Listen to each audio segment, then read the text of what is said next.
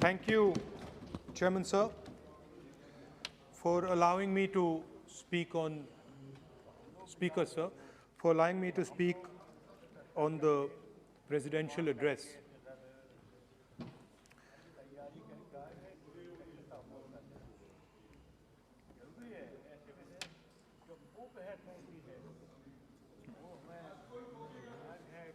Thank you for allowing me to speak.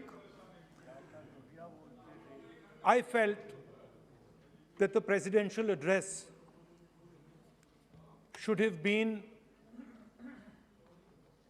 a strategic address, an address that spoke to India about where we are and where we should be going. What are the challenges we are facing? What are the difficulties we are facing? And what is the potential direction in which we can go? Unfortunately, the presidential address was a long list of things that the government claims to have done, but didn't really contain the deeper strategic issues that we would have liked to see. Also, the presidential address didn't touch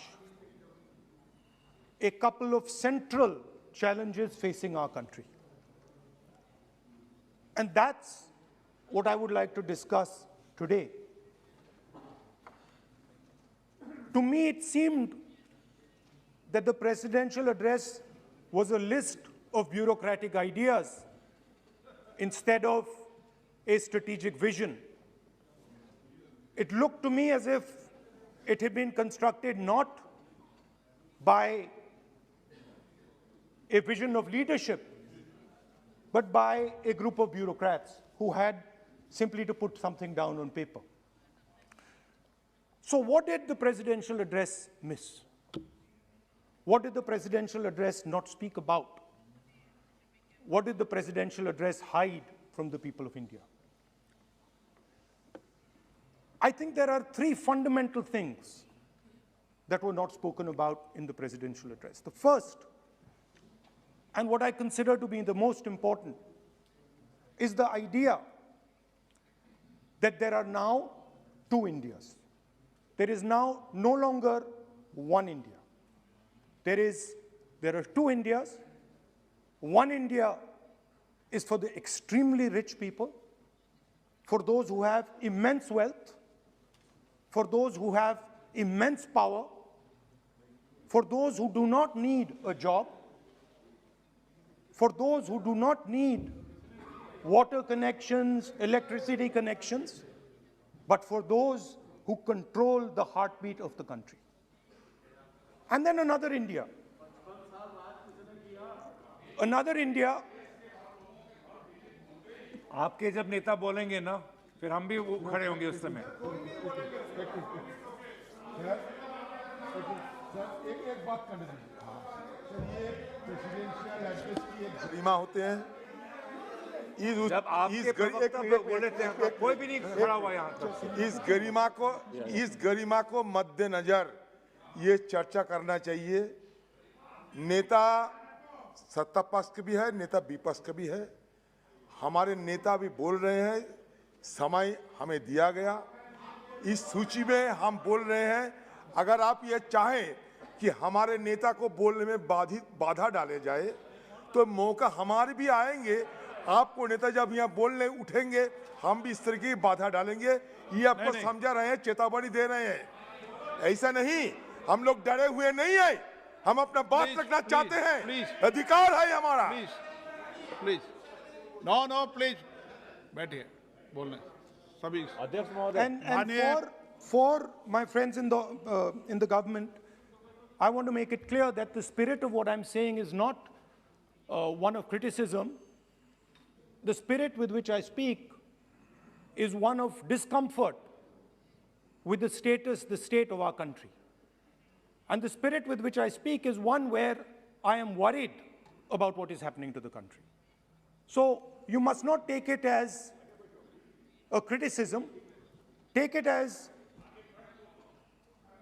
a citizen of the country who is concerned about what is going on. धन्यवाद। तो दो हिंदुस्तान बन रहे हैं, एक अमीरों का हिंदुस्तान और दूसरा गरीबों का हिंदुस्तान, और इन दो हिंदुस्तानों के बीच में खाई बढ़ती जा रही है। आपने अभी देखा होगा, अभी दो स्पीकर्स ने बात की, मगर आपने ये नहीं कहा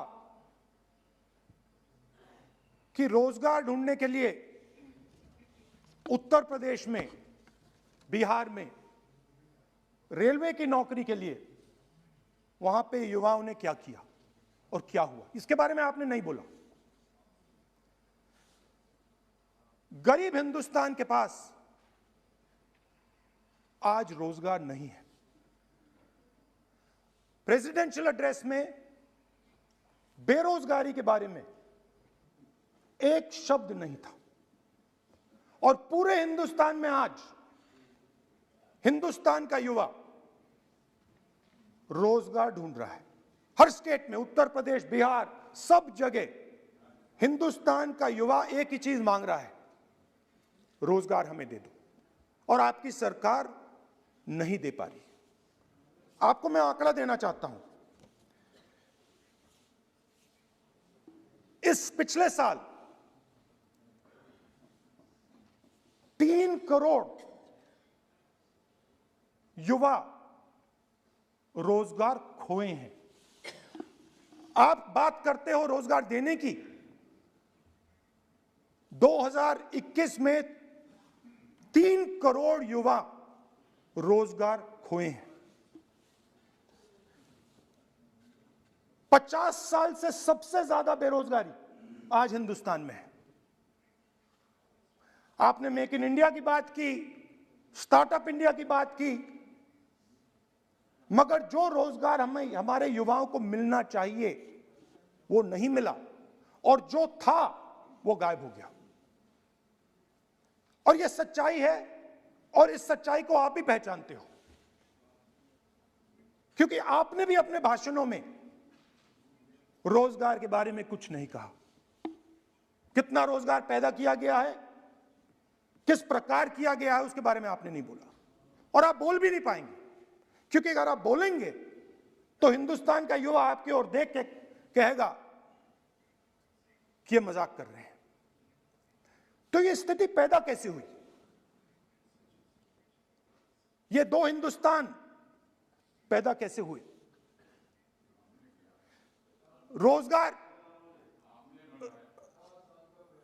रोजगार स्मॉल और मीडियम इंडस्ट्री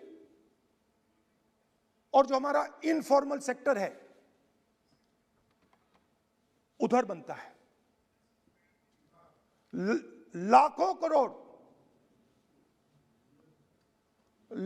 करोड़ रुपया आपने उनसे छीनकर हिंदुस्तान के सबसे बड़े अरबपतियों को दिलवा दिया। आपने पिछले 7 साल में अनऑर्गेनाइज्ड सेक्टर और स्मॉल और मीडियम इंडस्ट्री पर एक के बाद एक आक्रमण किया है।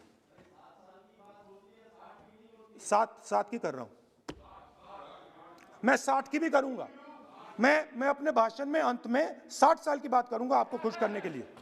आप ठहर जाइए। मगर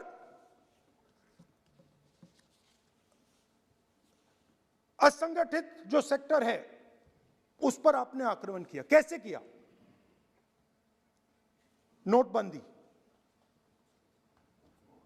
गलत जीएसटी और कोरोना के समय जो सपोर्ट उनको देना था आपने नहीं दिया। नतीजा क्या हुआ? नतीजा यह हुआ कि आज 84% हिंदुस्तान के लोगों की आमदनी घटी है और वो तेजी से गरीबी की ओर बढ़ रहे हैं। यूपीए की सरकार ने, आपने पूछा 60 साल की बात आपने कही, यूपीए की सरकार ने 23 करोड़ लोगों को गरीबी से निकाला था 10 साल में। हमारा आंकड़ा नहीं है, हमारा आंकड़ा नहीं है, हमारा आंकड़ा नहीं है।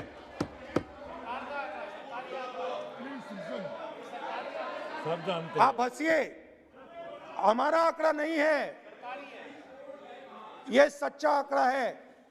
27 करोड़ लोगों को हमने गरीबी से निकाला था और 23 करोड़ लोगों को आपने गरीबी में वापस डाल दिया।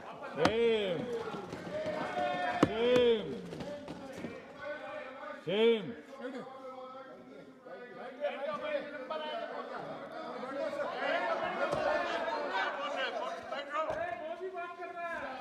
और हो क्या रहा है,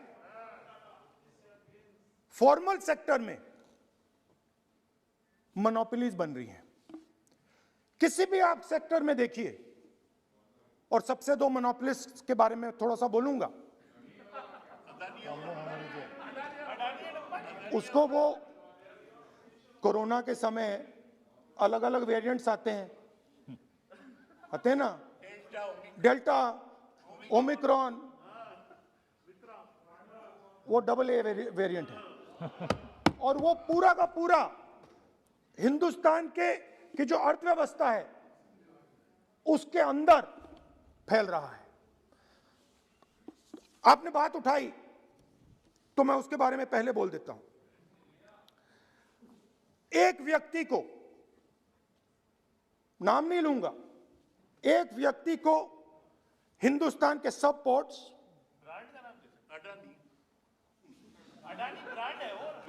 ब्रांड, हिंदुस्तान के सब पोर्ट्स, हिंदुस्तान के सब airport, power transmission, mining, green energy, gas distribution, edible oil, जो भी हिंदुस्तान में होता है उधर अदानी जी दिखाई देते हैं।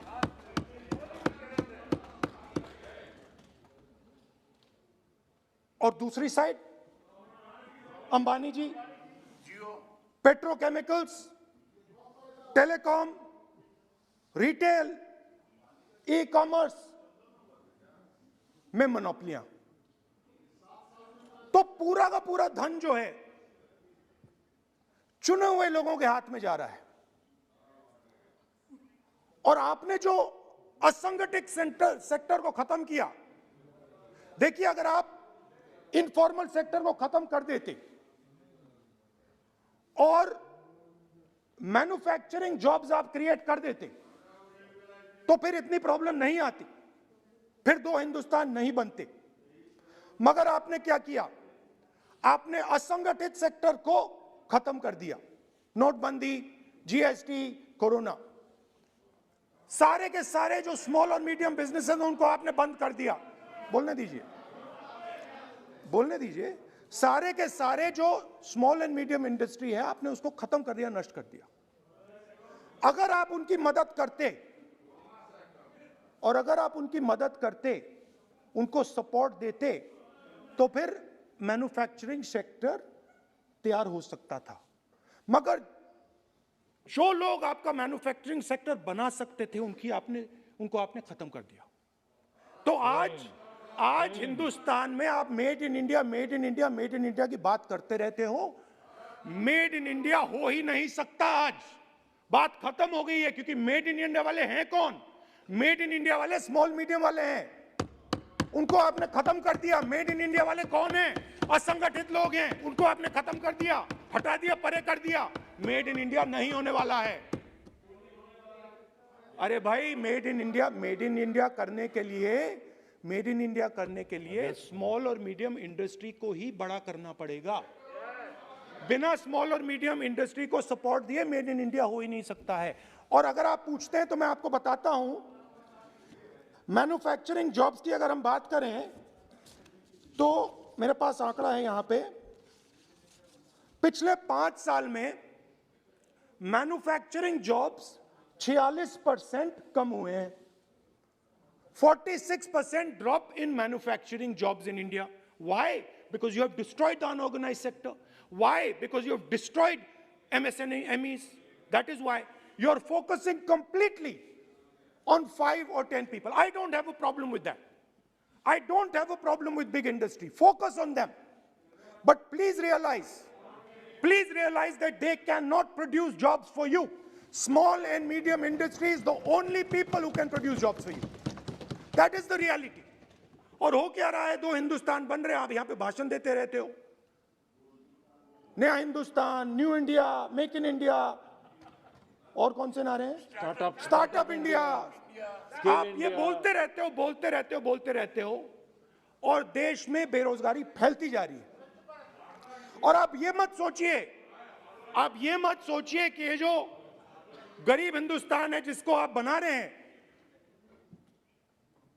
ये मत सोचिए कि ये चुप बैठा रहेगा।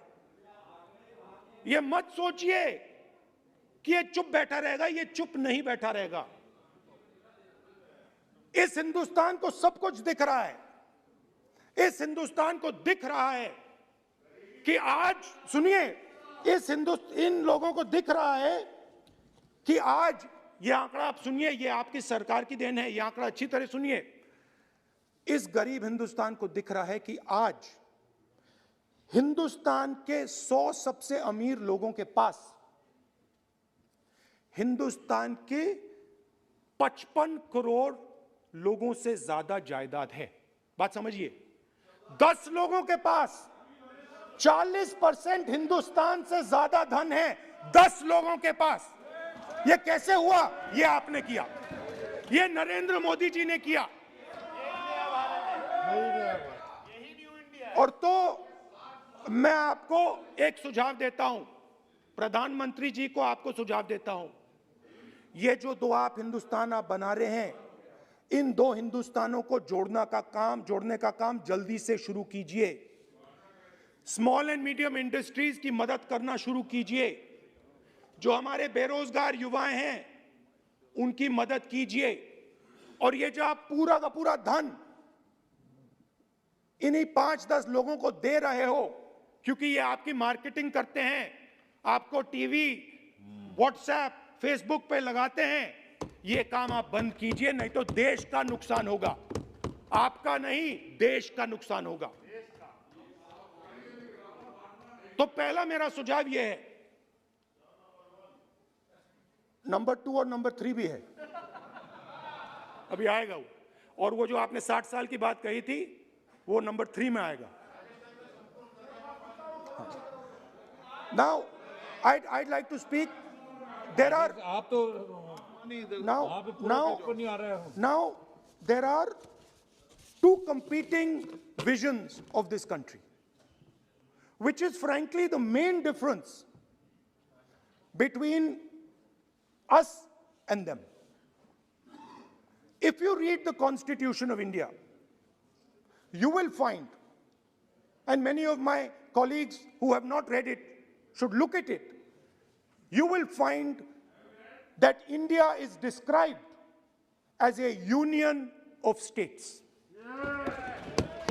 India is not described as a nation, it is described as a union of states. What does that mean?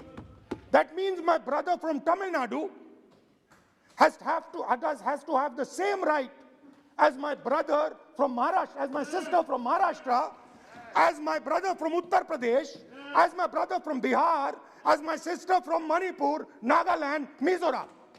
That's what it means. What it means, Jammu Kashmir, of course, Jammu Kashmir, Nagaland, of course, Andaman Nicobar, of course. That is Lakshadweep. Now, what is the difference? You have to understand this. This is a serious matter. I would like to have your view on it. And I would like this Parliament House to start serious discussions instead of the type of discussions that we're having. That is why it is serious. It is serious, and I would like a serious response. Right? What I heard, frankly, what I heard in the first address today was not serious. What I heard Mr. Dwivedi say was not serious. It did not behoove this House. It was not at the standard that this house should be used to. It is not at the standard that India should watch. Now, let me come back to the discussion. Let me come back to the discussion, Speaker Sir. There are two visions.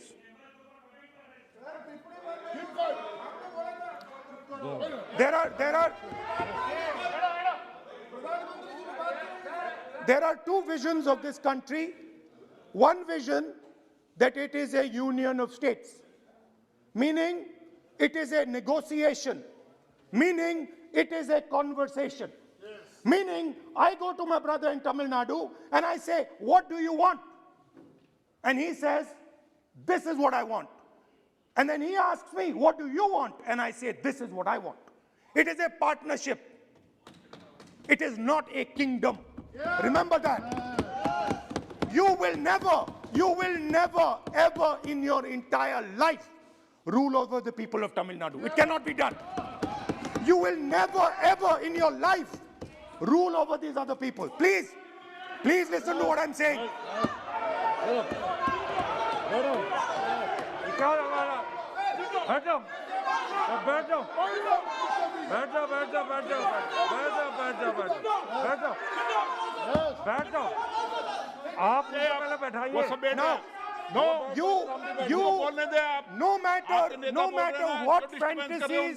No matter what fantasies you might have, you will never ever rule over the people of the states of India.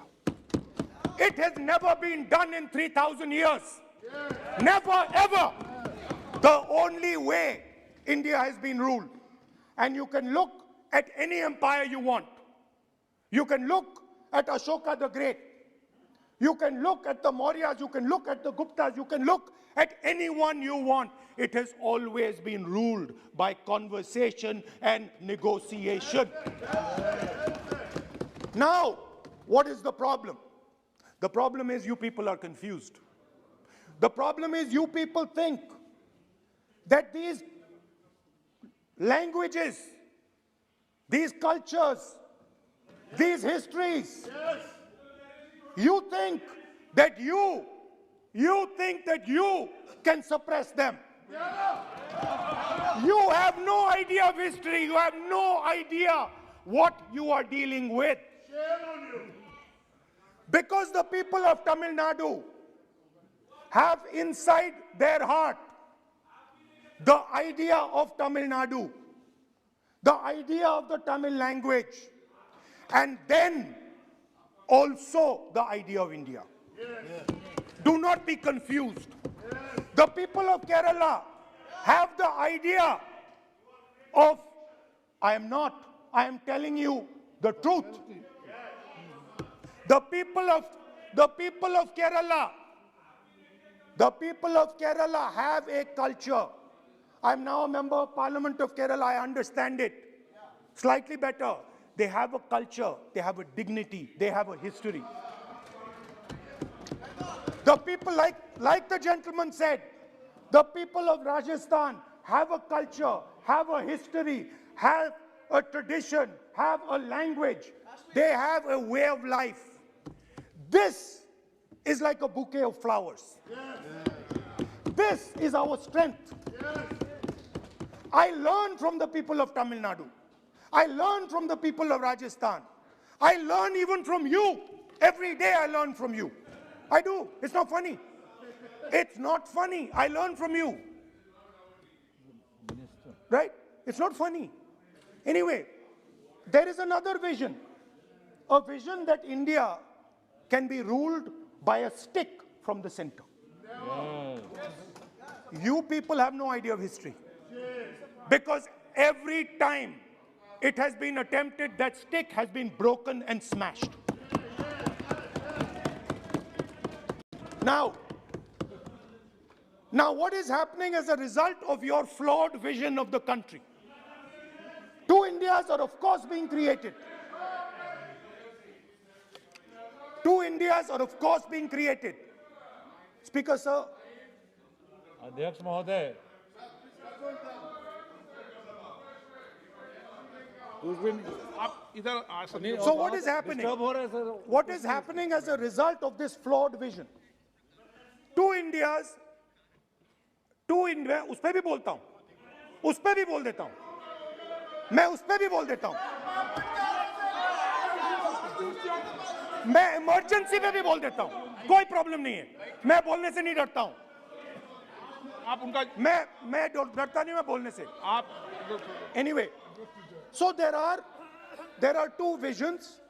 One is a union of states, union of languages, union of cultures, a bouquet of beautiful flowers that can challenge any power in the world. No power in the world has ever been able to challenge this bouquet of flowers. Now, there is another vision, a centralizing vision, the vision of a king. The idea of a king, which the Congress removed in 1947. We smashed that idea of a king. Now that idea of a king has come back.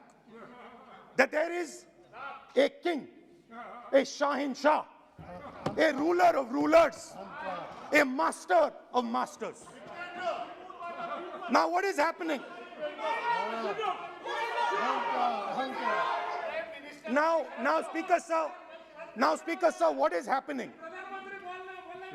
आप बीच में मत बोलिए। Now Speaker. No, सबको। Now Speaker sir, what is happening as a result of this flawed vision? What is happening is that the instruments of the conversation between our states, the instruments of the conversation between our peoples, what we call the institutions of our country, are being attacked and captured by one idea. So, for example, today, the idea of Tamil Nadu is excluded from Indian institutions.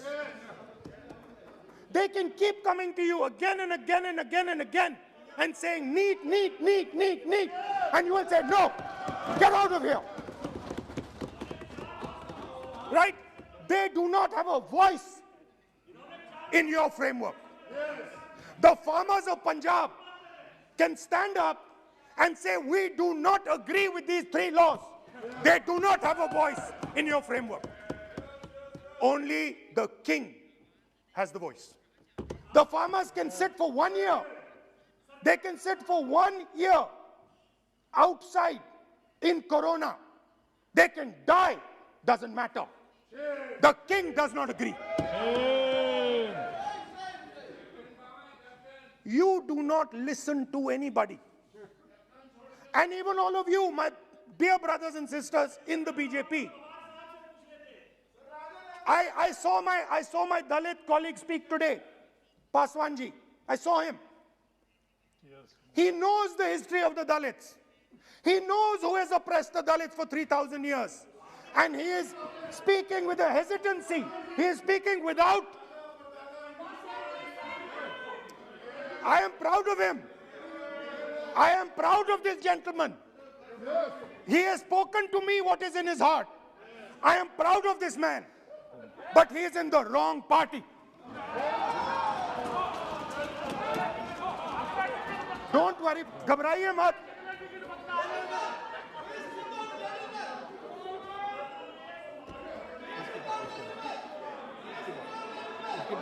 नहीं, बीच में नहीं, तो बीच में थोड़ी बोलेंगे, बाद में, no. Look, Speaker sir,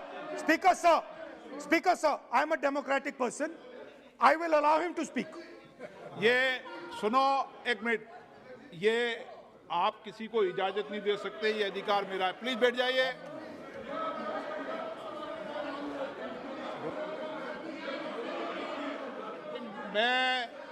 आप वो इजाजत दे सकते हैं क्या आसन को? वो इजाजत देने का अधिकार नहीं है.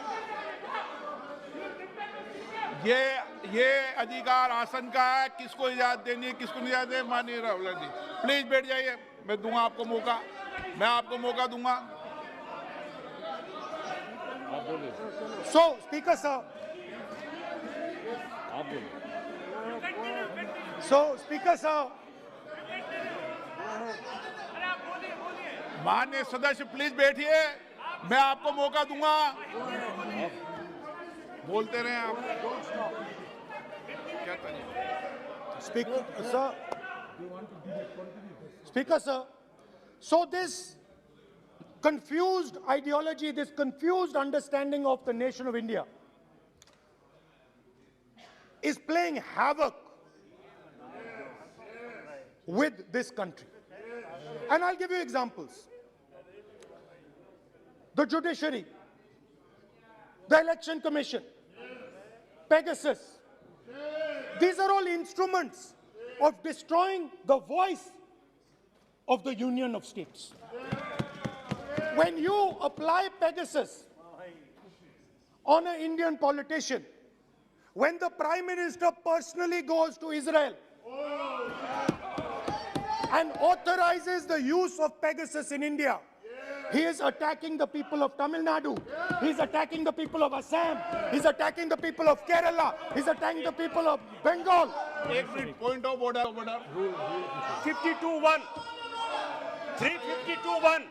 स्पीकर सर, 352(1) कहता है कि a member while speaking shall not refer to any matter of fact on which a judicial decision is pending.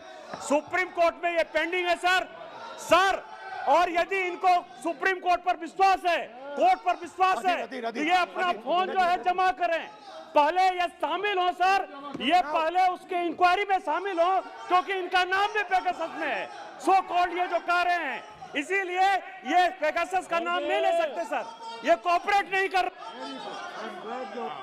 Now, so what is happening is that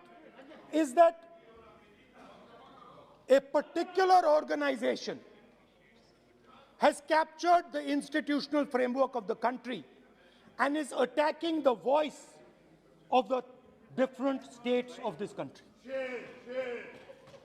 And my fear is that you will get a reaction from that voice.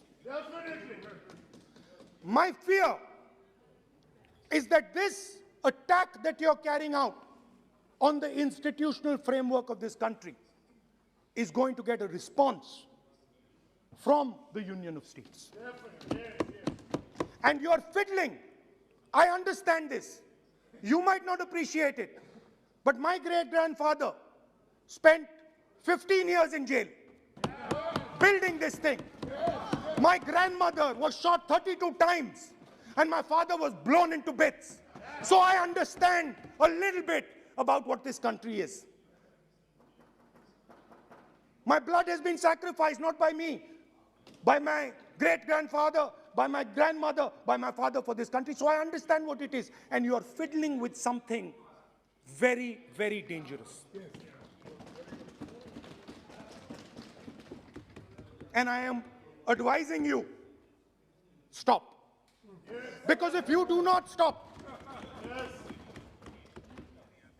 you will create a problem. You have already started creating the problem.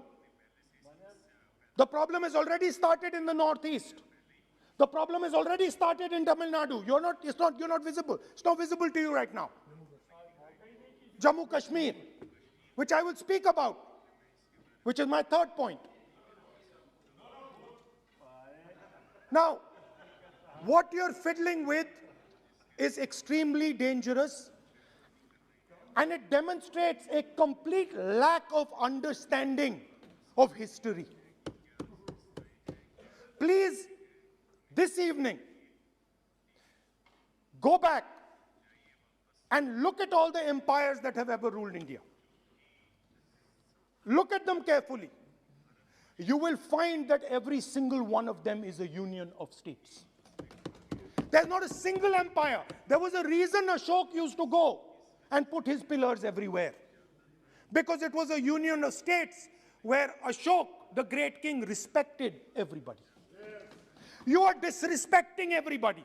Disrespect me, I don't care. It doesn't matter to me. But you cannot disrespect the people of this country. Right. Now, final. And I think one of the more important parts of my speech. Actually, I want to say one other thing, which I demand an apology from the Home Minister. And this represents again the idea of a union of states versus the idea of a king. Now, a few days ago, some political leader, I'm not going to name, came to me from Manipur. And he was very agitated. I spoke to him, I said, why are you agitated, my brother? And he says, Rahul ji, I have never felt as insulted as I have a few days ago. I said, why? He said, Rahul ji, a delegation of Manipuris, political leaders, senior leaders went to see the Home Minister. Outside his house, we were told to take off our shoes. And when we went inside his room, we found that the Home Minister was wearing his chappals.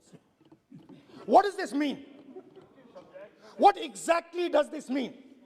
Why is it that in the Home Minister's house, the Home Minister can wear chappals, but a delegation of Manipuri politicians cannot? What does this mean? Why? No, it reflects.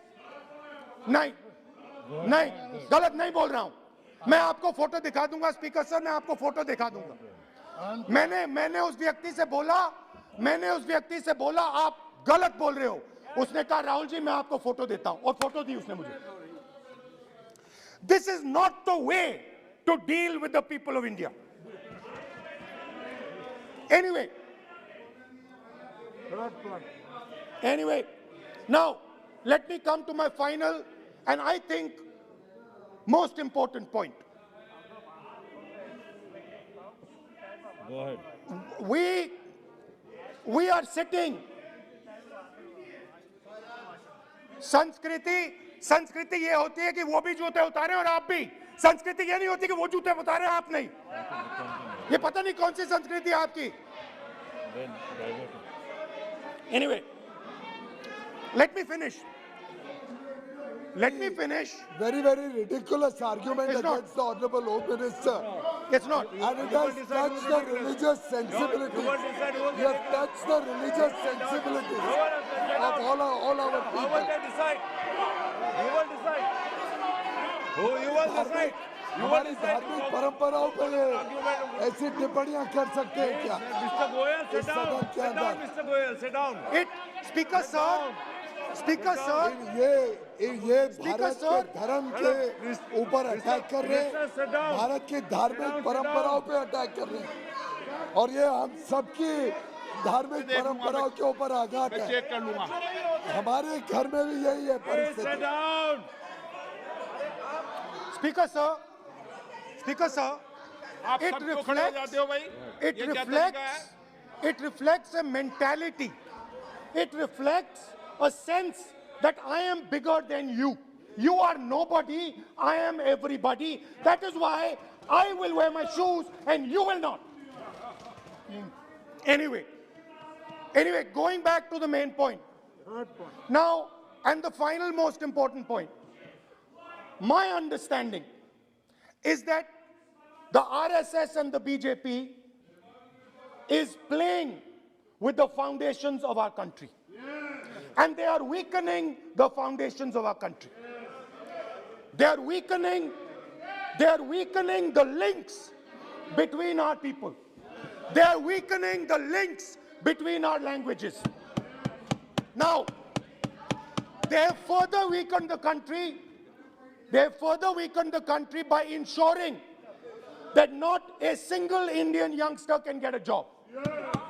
So today, unlike a decade ago, 15 years ago, India is weak. Ask yourselves why you were not able to get a guest on Republic Day. Ask yourself that question.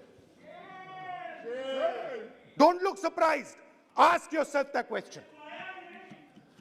What is happening is that India today is completely isolated. We are completely isolated and surrounded. We are surrounded in Sri Lanka, Nepal, Burma, Pakistan, Afghanistan, China, everywhere we are surrounded. And our opponents understand our position. Please let me speak, because I'm saying something very serious, right? I'm saying something very serious.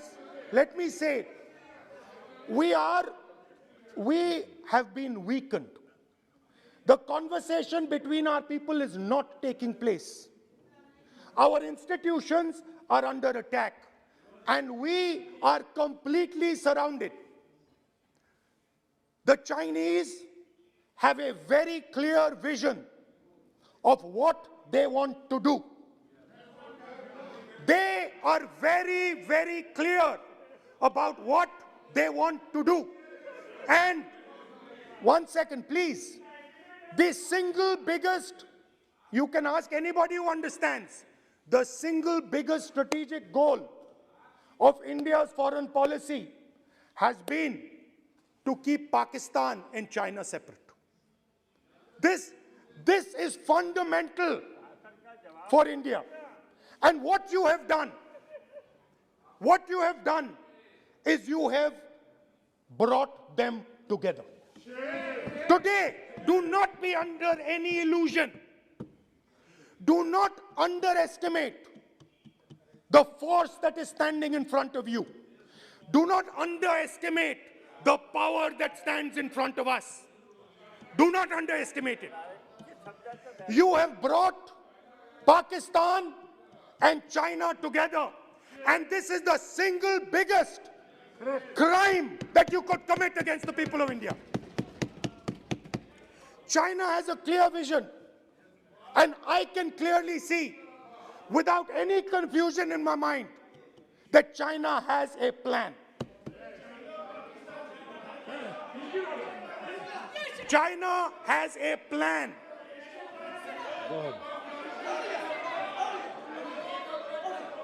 I can see without any doubt that the Chinese, please, we are all nationalists, so let us discuss properly. I can see that China has a clear-cut plan. The foundations of their plan have been put in place in Doklam and in Ladakh. Do not underestimate what we are facing. This is a very, very serious threat to the Indian nation. This is a very, very serious threat to the Indian nation. We have made huge strategic mistakes in Jammu and Kashmir. We have made huge strategic mistakes in our foreign policy. And if we do not correct those mistakes, what are the mistakes? I have just told you. You have brought China and Pakistan together. You have brought China and Pakistan together. You have taken the concept of two different fronts and converted it into one unified front. And by the way, in case you haven't realized it, in case you haven't understood what's going on, it is very clear that the Chinese and the Pakistanis are planning. Look at the weapons that they are buying. Look at their activity. Look at the way they are talking. Look at who they are speaking to. I am clearly stating in the House of Parliament that we have made a massive blunder, and we need to make sure, absolutely sure, that we can defend ourselves against the Chinese. Please remember what I'm saying, because the Chinese will act. Remember what I'm saying, and remember that you will be responsible for anything that happens. That is why it is important that as a nation we start this conversation. It is important as a nation that you listen to what we say, because we have experience, we have understanding. You might not think so, but we have people on this side who understand these things, have great understanding. Use us. Use us. I can see that some of you are understanding what I'm saying. I'm happy. I'm happy. I can see. So these are the 3 points I wanted to make today. The nation is now at risk. The nation is at risk. The nation is at risk from outside. From inside. The nation is at risk from inside. And that is a very dangerous place for a nation to be. And I don't like it. I'm very uncomfortable with my nation, with my beloved country standing where it is standing. Completely isolated on the outside, fighting on the inside, institutions captured, states not able to speak to each other. This worries me. It frightens me for my country. And so that is why I thought it was important that I speak today. I know that many of you will just rubbish what I'm saying. I understand it. That's what you've been told to do. And I'm happy to let you do it. But remember what I said. You are putting this nation, this wonderful nation and its people at huge risk. Stop. Thank you. Excellent.